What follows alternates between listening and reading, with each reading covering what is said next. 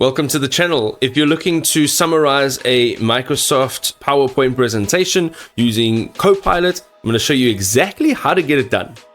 So we've got this lovely PowerPoint presentation over here, and this particular one is just full of images and very little text. However, if you do have a PowerPoint presentation that is full of text, lots of information, then there is a way to use Copilot to summarize it. Now, if you are using the paid version, then you will have a little icon over here, and you can click on that, and that will be your Copilot that's built into PowerPoint. However, this is the browser version, and also I do not have the paid version. So what I'm actually going to do is click on File. I'm going to come down here to Export, and I'm going to export it or download it as a PDF. Now, once you download it or export it as a PDF, you give it a few seconds. You'll see on the top right hand side, if you're using Chrome, there'll be a little download button, and it'll show that this presentation is now being downloaded to your device.